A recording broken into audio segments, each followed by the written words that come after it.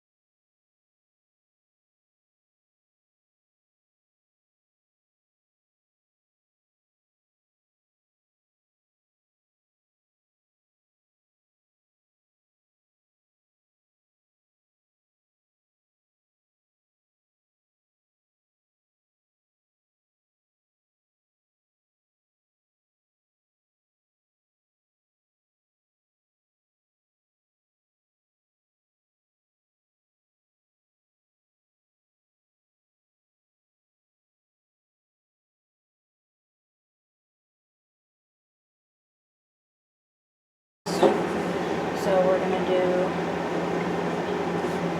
7, we'll do 2.5 red. Crap. Okay, we're going to try this again. This one was 2.5 red, I believe.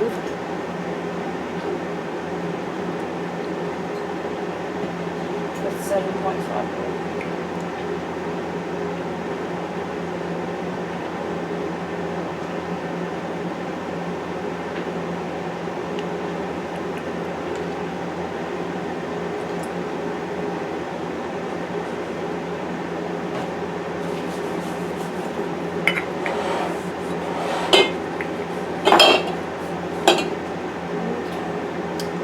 I did the blues and the yellows that time, so let's rinse this out one more time.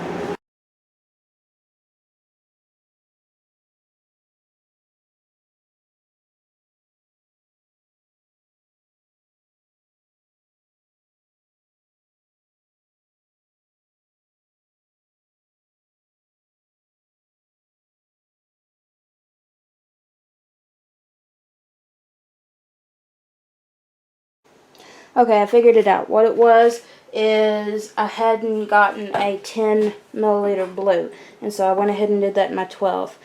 A couple of these, I ain't gonna worry about it. I put 1 cup each into these, and this bowl had enough to do it, so I guess there was 12 cups of water in with 3/4 of a cup of vinegar. And so I distribute it between all 12 of these, and all I'm going to do is take my hanks and drop them down in.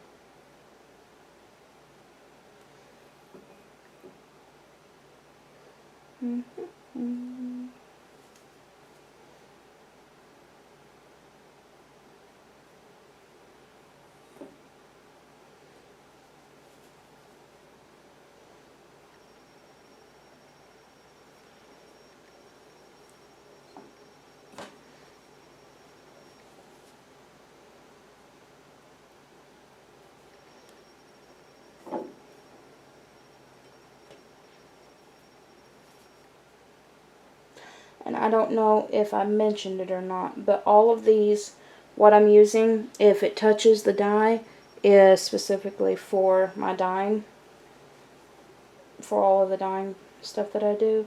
I don't mix acid dyes with my pots and pans that I use to cook food in. It's not safe to. I don't recommend it. So all of this that I'm using is dedicated equipment for dyeing.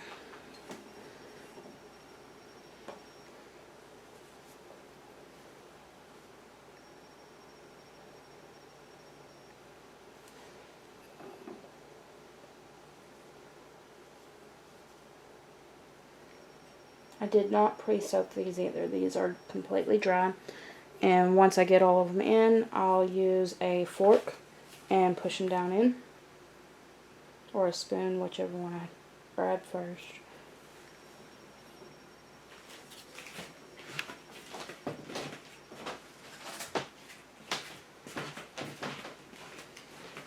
And I'm just going to submerge these down into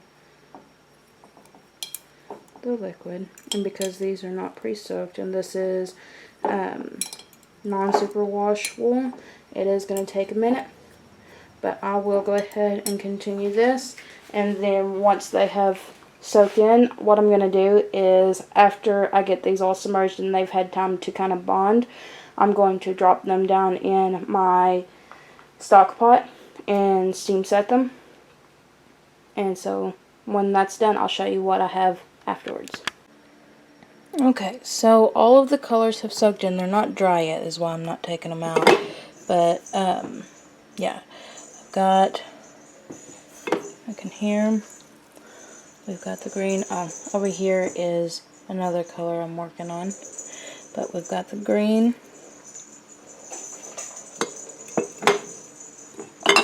This is more of a purple black shade.